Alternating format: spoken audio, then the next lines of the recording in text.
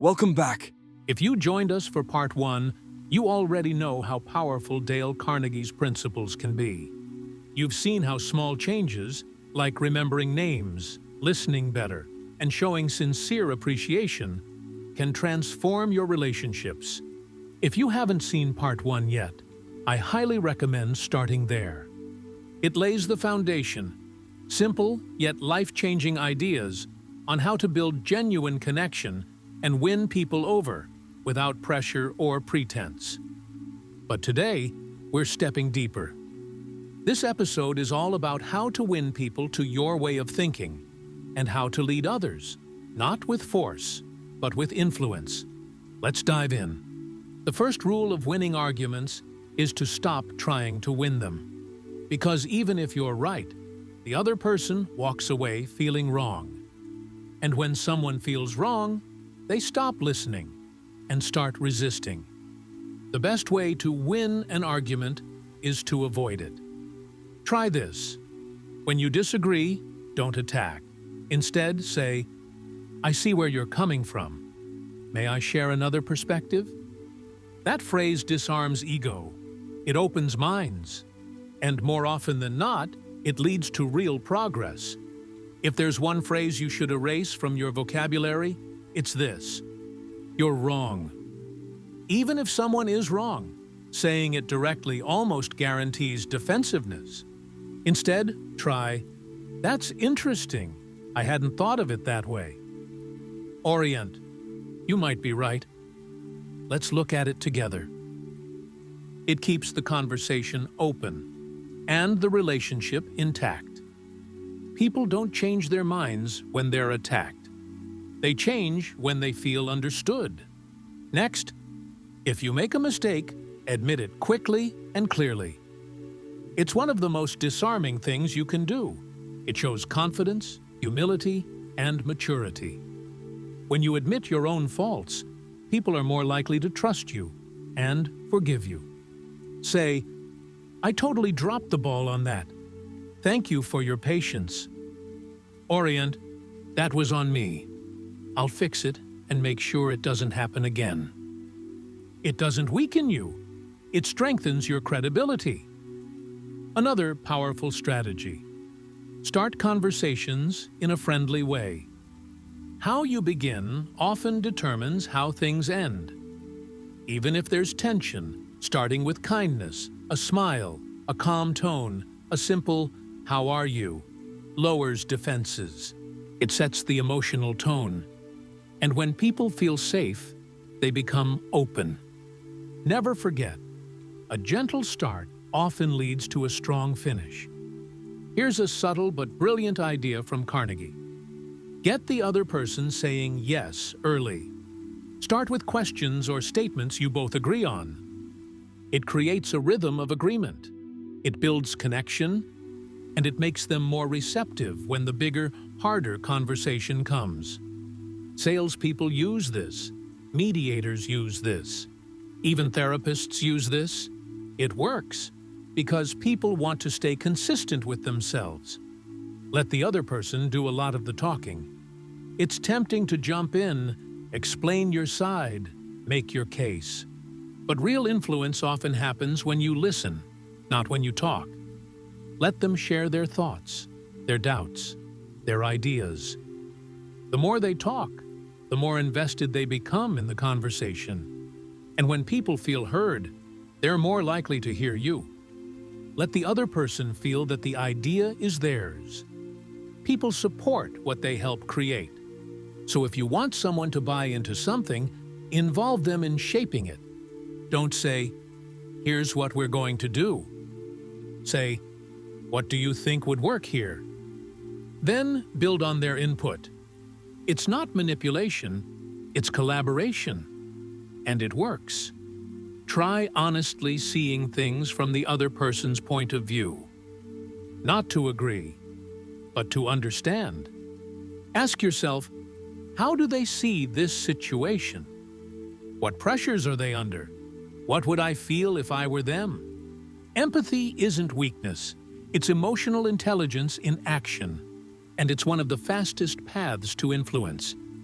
Be sympathetic with the other person's ideas and desires. Everyone has reasons for what they do. Even if you disagree, acknowledge those reasons. Say, "I can see why that's important to you." Orient, "I might feel the same way in your position." You're not surrendering, you're respecting.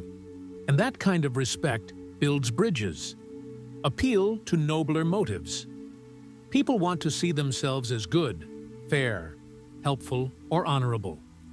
So appeal to those values when you communicate. Instead of saying, "We need this done fast," say, "I know you take pride in your work, and your attention to detail really matters here." You're speaking to who they want to be and helping them rise to it. Dramatize your ideas. Facts are good, but stories are better. Metaphors, visuals, real-life examples. That's what makes ideas stick. Don't just say, "Our product saves time." Say, "What used to take you 4 hours now takes 30 minutes, giving you back time to focus on what really matters." Paint the picture. Make it emotional. That's what people remember. Throw down a friendly challenge. People love to prove themselves, especially when it's fun, fair, and framed as a test of skill or character. Set a goal. Create a bit of competition. But do it with a smile, not pressure. You think you can close it in 2 days? Or, "Let's see who gets the best feedback this week." It taps into drive without creating tension. Now, let's talk about leadership. Because once you've built trust and influence, the next step is learning how to guide others. And Carnegie believed there was a right way to do this. One that builds people up instead of tearing them down. Start with praise and honest appreciation.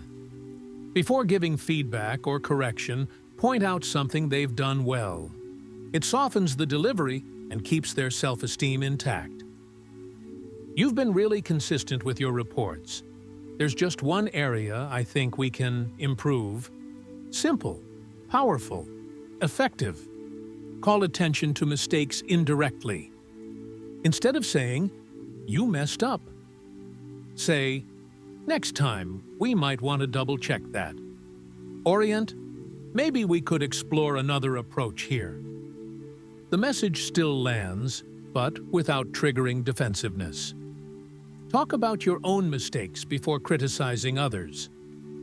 When you say, "I've made the same error myself," you create a sense of equality, humility, humanity. It says, "We're all learning here. I'm not above you. I'm beside you." That one shift changes the entire dynamic. Ask questions instead of giving direct orders. Nobody likes being told what to do, but everyone likes being asked for help.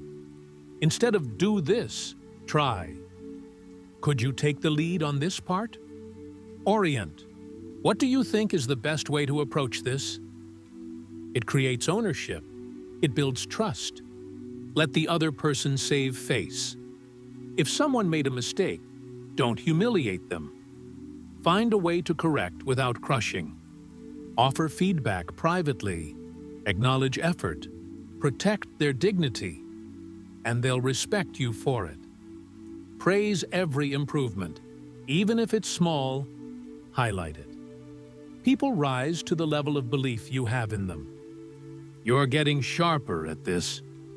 Or, "I noticed how much more confident you sounded this time." Every bit of progress matters.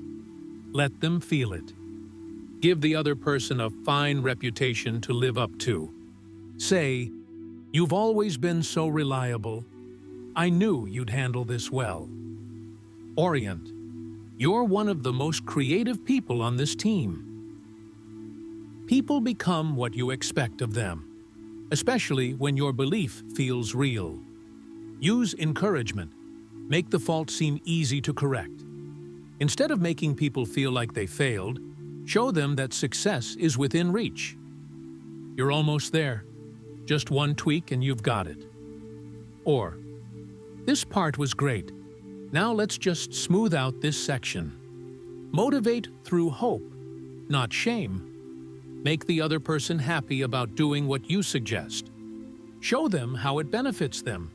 Tie it to their goals, their growth, their values. Instead of saying, "I need you to take this project," say, "This is a chance to showcase your leadership, and I think you're the perfect fit." You're not commanding, you're inspiring. And that is how true leadership works. It doesn't shout, it doesn't force, it understands, it listens, it lifts. Let's take a moment to reflect on what we've learned. Today wasn't just about persuasion, it was about connection. It was about guiding others not through power, but through empathy and understanding. When you use these principles with sincerity, your influence grows. People trust you, they follow you, they become better because of you. And that's the kind of influence that truly lasts. If this two-part series helped you grow, helped you reflect, or even made you think differently, consider subscribing to The Bookkeeper. We break down books that change lives, one principle at a time. And this was one of the greatest of all time. Until next time, keep learning, keep growing, and keep leading with heart.